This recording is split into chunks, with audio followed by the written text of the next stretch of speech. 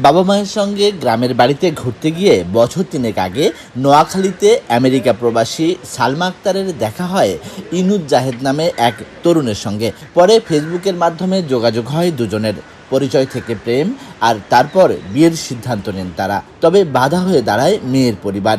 সেই বাধা পেরিয়ে 4 জুলাই আমেরিকা থেকে দেশে এসে সালমা আক্তার জাহেদের সঙ্গে বিয়ের সিদ্ধান্ত নেন। রীতি মেনে ফেনীর কাজী অফিস ও আদালতের মাধ্যমে বিয়ে সম্পন্ন হয় তাদের। বিয়ে দিবে না, পাশাপাশি ওরা অন্য জায়গায় বিয়ে দেওয়ার জন্য চেষ্টা করতেছে।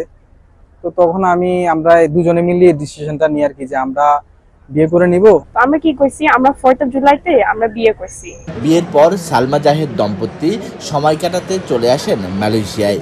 তবে কুয়ালালামপুর পৌঁছে জানতে পারেন কনে সালমা আক্তারের বাবা বাদী হয়ে অপহরণের মামলা দায়ের করেছেন বর ইনুজ জাহেদ তার বাবা ও ভাইয়ের বিরুদ্ধে।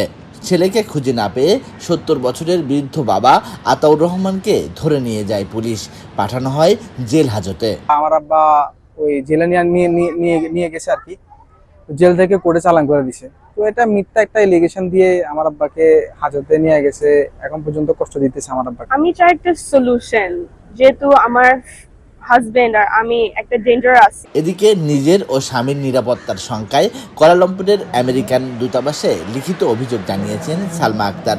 পরিবারের কাছেও অনুরোধ জানিয়েছেন সহজ সমাধানের। এটা মিউচুয়াল হয়ে যাক, যেহেতু আমরা বিয়ে করছি, জিনিসটা সবাই জানে। আর এটা তো একটা বৈধ সম্পর্ক, অবৈধ সম্পর্ক তো না। স্ত্রী সালমা আক্তারের পরিবারের সদস্যদের হুমকিতে দেশে ফিরতে ভয় পাচ্ছেন ইনুজ জাহেদ। একই সঙ্গে বিনা অপরাধে বৃদ্ধ বাবার উপর চাপানো অপহরণ মামলা ও কারাভোগ মেনে নিতে পারছেন না তিনি।